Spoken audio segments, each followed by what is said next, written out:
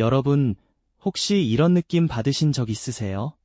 마트에서 장을 보는데 분명 예전이랑 똑같이 담았는데 계산대에서 금액을 보면 깜짝 놀라는 그 순간. 아니, 내가 뭘 더 샀나 싶어서 영수증을 다시 꺼내보는데 특별히 사치한 것도 없어요. 그냥 평소에 먹던 것들, 평소에 쓰던 것들만 담았을 뿐인데 말이에요. 카드 청구서를 받아보면 더 그래요. 저번 달이랑 비슷하게 살았는데 어떻게 이렇게 나왔지? 외식을 줄였는데도, 택시 대신 버스를 탔는데도 왜 통장 잔고는 더 빨리 줄어드는 걸까요? 이건 여러분만의 이야기가 아닙니다. 요즘 60대, 70대 분들이 가장 많이 하시는 말씀이 뭔지 아세요? 예전에는 10만 원이면 한 보따리 사왔는데 지금은 봉지 하나도 안 찬다는 겁니다. 그래서 오늘은 이 답답함, 이 불안함의 정체를 함께 들여다보려고 합니다. 왜 우리는 예전과 똑같이 사는데 돈이 더 빨리 없어지는 걸까요? 이게 내 탓인가? 아니면 세상이 변한 건가요? 어떤 분은 이렇게 생각하세요. 내가 돈 관리를 못하나 봐. 나이 들면서 계산도 못하게 된 건가? 그런데 잠깐, 정말 그럴까요? 아닙니다. 여러분이 잘못 산 게 아니에요. 계산을 못하는 것도 아니고 돈 관리 능력이 떨어진 것도 아닙니다. 세상의 물가가, 돈의 가치가 조용히 그러나 확실하게 변하고 있는 겁니다. 이걸 경제 용어로는 인플레이션이라고 부르는데요. 말만 들으면 어렵죠? 뉴스에서도 자꾸 나오는데 솔직히 무슨 말인지 잘 모르겠고 나랑 무슨 상관인지도 모호하고요. 그런데 여러분, 인플레이션은 뉴스 속 경제 전문가들만의 이야기가 아닙니다. 바로 여러분이 마트에서, 병원에서, 시장에서 매일 느끼는 그 불편함, 그 답답함이 인플레이션이에요. 내가 뭘 잘못했나, 내가 사치한 건가, 그런 자책은 이제 그만하셔도 됩니다. 이건 여러분의 잘못이 아니니까요. 여러분 중에는 이런 분도 계실 거예요. 젊었을 때 열심히 일했어요. 애들 키우느라, 집 장만하느라, 부모님 봉양하느라 한 푼 두 푼 모았죠. 그때는 이 돈이면 노후에 충분하겠다고 생각했어요. 그런데 막상 은퇴하고 나니까 그 돈이 생각보다 빨리 줄어들어요. 처음엔 내가 너무 쓰나 싶어서 지출을 줄여봐요. 그런데 이상해요. 분명 덜 쓰는데 통장은 여전히 빠르게 비어가요. 그러면 밤에 잠이 안 와요. 이러다가 돈 떨어지는 거 아냐? 애들한테 손 벌려야 하나? 요양원도 못 가면 어쩌지? 이런 생각들이 꼬리를 물고 이어지죠. 낮에는 괜찮은 척, 밝은 척 하는데 밤만 되면 불안이 밀려와요. TV에서 경제 뉴스 나올 때마다 가슴이 철렁하고요. 여러분, 이 감정 저도 압니다. 이건 여러분만의 감정이 아니에요. 요즘 대한민국 시니어분들 대부분이 느끼는 감정입니다. 왜 그럴까요? 왜 우리는 괜찮아 보이는데도, 통장에 돈이 아직 있는데도 이렇게 불안할까요? 그건 바로 보이지 않는 변화 때문입니다. 물가는 조용히 올라가요. 하루아침에 2배가 되는 게 아니라 조금씩, 조금씩 너무 천천히 올라가서 우리가 인지하기 어려워요. 작년에 3,000원 하던 게 올해 3,300원이 되어도 우리는 뭐 이 정도야 하고 넘어가요. 그런데 그게 5년, 10년 쌓이면 어떻게 될까요? 어느새 5,000원, 6,000원이 되어 있어요. 통장에 있는 돈의 숫자는 똑같아요. 1억은 여전히 1억이죠. 그런데 그 1억으로 살 수 있는 것들이 줄어들었어요. 예전에 1억이면 살 수 있던 것들을 이제는 1억 2천만 원이 있어야 살 수 있게 된 거예요. 이게 무슨 뜻인지 아시겠어요? 여러분의 돈이 줄어든 게 아니라 돈의 힘이 약해진 겁니다. 자, 여기서 오늘의 첫 번째 핵심 개념을 정리해 볼게요. 바로 인플레이션입니다. 이 단어 어렵게 생각하지 마세요. 인플레이션을 쉽게 설명하면 이렇습니다. 풍선 생각해 보세요. 풍선에 바람을 넣으면 부풀어 오르죠? 인플레이션의 인플레이가 바로 부풀다라는 뜻이에요. 물가가 부풀어 오르는 거예요. 예전엔 작았던 가격표가 점점 부풀어서 커지는 겁니다. 그러면 어떻게 될까요? 똑같은 물건을 사려면 더 많은 돈이 필요하게 되는 거죠. 다시 말하면 돈의 가치가 줄어드는 겁니다. 똑같은 10,000원이라도 10년 전 10,000원과 지금 10,000원의 힘이 다른 거예요. 10년 전 10,000원으로는 자장면 2그릇 먹을 수 있었는데 지금 10,000원으로는 한 그릇 반밖에 못 먹는 것처럼요. 여러분, 이해되시나요? 여러분이 잘못 쓴 게 아니라 돈의 힘 자체가 약해진 겁니다. 그러니까 똑같이 살아도 돈이 더 많이 나가는 게 당연해요. 이걸 또 다른 방식으로 설명해 볼게요. 여러분이 20년 전에 통장에 1천만 원을 넣어뒀다고 가정해 봅시다. 그 돈, 지금도 통장에 1천만 원 그대로 있어요. 숫자는 안 변했죠. 그런데 20년 전 1천만 원으로 할 수 있었던 것들과 지금 1천만 원으로 할 수 있는 것들을 비교해 보세요. 20년 전엔 1천만 원이면 중고차 한 대 살 수 있었어요. 지금은요? 중고차는커녕 경차 계약금도 안 될 수 있어요. 이게 인플레이션입니다. 돈은 그대로인데 그 돈이 할 수 있는 일이 줄어드는 거예요. 마치 배터리가 서서히 닳는 것처럼요. 핸드폰 배터리 생각해 보세요. 새 폰 샀을 때는 100% 충전하면 이틀을 가잖아요. 그런데 2년, 3년 쓰다 보면 똑같이 100% 충전해도 반나절밖에 안 가죠.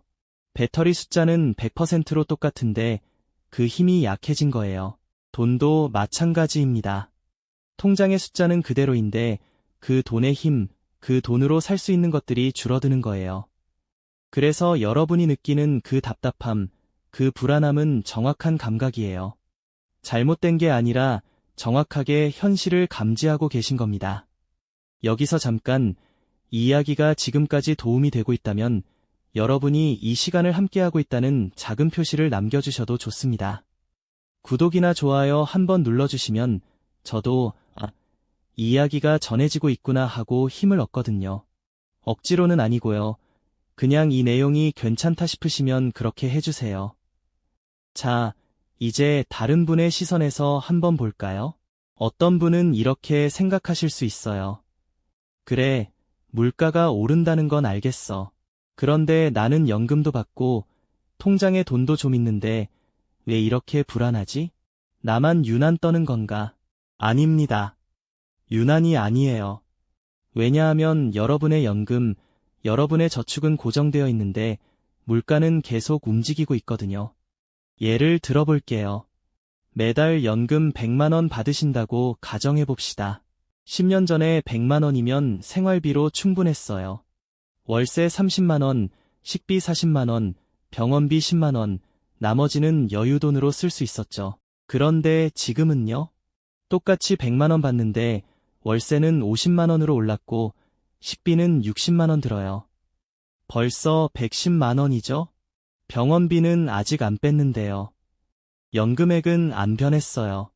그런데 쓸 곳은 늘어났어요. 이러면 어떻게 될까요?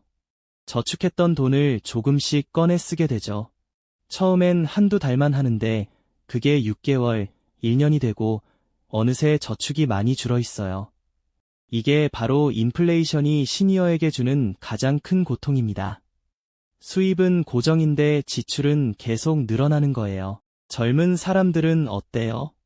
물가 오르면 월급 올려달라고 할 수 있어요. 이직도 할 수 있고 부업도 할 수 있죠. 그런데 우리는요?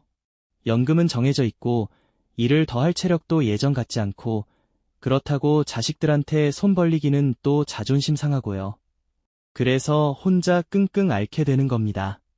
낮에는 아무렇지 않은 척하다가 밤에 불 끄고 누우면 생각이 몰려와요. 이렇게 가다가 돈 떨어지면 어쩌지? 건강 나빠지면, 애들한테 짐이 되면, 여러분, 이 불안 정상이에요. 잘못된 걱정이 아니라 현실을 제대로 보는 감각입니다. 그러면 여기서 두 번째 핵심 개념으로 넘어가 볼게요. 오늘 뉴스 보셨나요? 한국은행에서 금리를 또 어떻게 한다, 미국 연준에서 어쩐다, 이런 뉴스 나오죠. 솔직히 무슨 말인지 잘 모르겠죠? 그냥, 경제가 어렵구나 정도만 느껴지고요. 그런데 이게 여러분하고 무슨 상관이 있을까요? 엄청 큰 상관이 있습니다. 금리라는 게 뭐냐면 쉽게 말해서 돈의 임대료예요. 여러분이 은행에 돈을 맡기면 이자를 받잖아요. 그게 금리예요. 반대로 여러분이 은행에서 돈을 빌리면 이자를 내야 하죠. 그것도 금리고요. 그런데 왜 한국은행이나 미국 연준에서 이 금리를 조절할까요? 바로 인플레이션 때문입니다. 물가가 너무 빨리 오르면 금리를 올려서 돈의 흐름을 조금 막아요. 물가가 너무 안 오르면 금리를 내려서 돈이 더 돌게 만들고요. 여러분, 이해되시나요? 인플레이션과 금리는 시소처럼 연결되어 있어요. 한쪽이 올라가면 한쪽이 내려가는 관계죠. 그런데 여기서 중요한 건 이 조절이 완벽하지 않다는 겁니다. 금리를 올린다고 해서 물가가 바로 내려가는 게 아니에요. 시간이 걸리고 그 사이에 우리는 계속 비싼 물가를 감내해야 해요. 더 큰 문제는 뭐냐면 금리가 올라가면 여러분이 은행에 맡긴 돈의 이자는 좀 늘어나요. 그건 좋죠. 그런데 그 이자 증가 속도가 물가 상승 속도를 못 따라가요. 예를 들어볼게요. 작년에 은행 이자가 연 2%였어요. 1천만 원 넣으면 1년에 20만 원 받는 거죠. 올해 금리가 올라서 3%가 됐어요. 그러면 30만 원 받죠. 10만 원 더 받았으니 좋은 거 아니냐고요. 그런데 물가는 어떻게 됐을까요? 작년에 비해 올해 물가가 5% 올랐다면요? 여러분이 사야 하는 것들의 가격이 평균적으로 5% 올랐다는 뜻이에요. 1천만 원의 구매력이 5% 줄었는데 이자는 3%밖에 안 늘었어요. 그러면요? 실질적으로는 돈이 줄어든 거예요. 숫자는 늘었는데 그 돈으로 살 수 있는 건 줄어든 겁니다. 이게 바로 시니어분들이 느끼는 조용한 손실입니다. 통장 잔고는 그대로거나 조금 늘었는데 실제로 살 수 있는 건 줄어들어요. 숫자만 보면 안 줄었는데 느낌상으론 계속 줄어드는 것 같은 거죠. 그 느낌 틀리지 않았어요. 그게 맞습니다. 자, 그래도 이런 생각 드시죠? 그럼 뭐 어쩌라고? 내가 경제를 바꿀 수도 없고 금리를 조절할 수도 없는데 이런 얘기 들으면 더 불안해지는 거 아니야? 맞아요. 여러분 혼자서 세상을 바꿀 순 없어요. 그런데 알고 불안한 것과 모르고 불안한 건 완전히 달라요. 모르고 불안하면요. 내가 뭘 잘못했나 하면서 자책하게 돼요. 혼자 끙끙 앓으면서 나만 이런가 생각하죠. 그런데 알고 나면요. 아, 이건 나만의 문제가 아니구나. 시대가 이렇구나 하고 조금은 객관적으로 볼 수 있어요. 그리고 알면 대응도 할 수 있어요. 완벽하지는 않아도 조금씩은 할 수 있어요. 예를 들어서 물가가 계속 오른다는 걸 아니까 저축만 하는 게 아니라 다른 방법도 생각해 볼 수 있죠. 부동산에 관심 가져볼 수도 있고, 금에 눈을 돌려볼 수도 있고, 아니면 배당 주는 주식을 공부해 볼 수도 있어요. 물론 이것도 위험은 있지만, 최소한 은행에만 넣어두면 안전하다는 착각에서는 벗어날 수 있어요. 은행에 넣어두는 게 안전한 게 아니라 숫자상으로만 안전한 거예요. 실제 구매력은 조용히 줄어들고 있거든요. 또 뭘 할 수 있을까요? 지출을 똑똑하게 할 수 있어요. 무조건 아끼는 게 아니라 꼭 필요한 것과 아닌 것을 구분하는 거죠. 건강에 쓸 돈은 아끼면 안 돼요. 나중에 병원비로 몇 배 나가거든요. 반면에 습관적으로 사는 것들, 예전부터 샀으니까 하고 사는 것들은 한 번쯤 점검해 볼 필요가 있어요. 정말 지금도 필요한가, 더 저렴한 대체품은 없나, 이런 걸 생각해 보는 거죠. 그리고 무엇보다 혼자 끙끙 앓지 마세요. 친구들, 가족들과 이야기 나눠보세요. 요즘 물가 너무 오르지 않아? 하고 터놓고 얘기하면 다들 비슷한 고민하고 있어요. 그러면서 정보도 나누고 작은 절약 팁도 공유하고요. 여러분, 이 시대를 살아가는 시니어로서 인플레이션이라는 보이지 않는 적과 우리는 싸우고 있어요. 이건 전쟁까지는 아니어도 분명 쉽지 않은 싸움입니다. 그런데 적을 알면 대응할 수 있어요. 적이 어떻게 공격하는지 알면 방어도 하고 피해도 줄일 수 있죠. 오늘 이것만 기억하세요. 똑같이 사는데 돈이 더 나가는 건 내 잘못이 아니라 돈의 가치가 줄었기 때문이다. 이 한 문장만 기억하셔도 오늘 이 시간이 의미 있어요. 자책하지 마세요. 여러분은 잘못한 게 없어요. 다만 세상이 변하고 있을 뿐이죠. 자, 그럼 오늘 배운 내용을 영어로도 한번 정리해 볼까요? 오늘의 영어 단어는 인플레이션입니다. 발음은 인플레이션이에요. 이 단어 뉴스에서 자주 들리죠? 이제 무슨 뜻인지 아시잖아요. 아, 물가가 부풀어 오른다는 뜻이구나. 돈의 가치가 줄어든다는 뜻이구나. 외국 뉴스 볼 때 인플레이션 is rising 이런 말 나오면 아, 물가가 오르고 있다는 뜻이네 하고 이해하실 수 있어요. 영어 공부가 아니라 세상을 읽는 도구로 쓰는 거예요. 자, 이제 오늘 배운 내용 복습해 볼까요? 3가지 질문 드릴게요. 천천히 생각해 보세요. 첫 번째 질문. 인플레이션이 뭐라고 했죠? 풍선이 어떻게 된다고 했나요? 두 번째 질문. 통장에 돈은 그대로인데 왜 살 수 있는 게 줄어들까요? 뭐 때문이라고 했죠? 세 번째 질문. 은행 이자가 3% 늘었는데 물가가 5% 올랐으면 실제로는 돈이 늘어난 걸까요? 줄어든 걸까요? 정답은 바로 말씀 안 드릴게요. 오늘 이야기 다시 한번 떠올려 보시면서 스스로 확인해 보세요.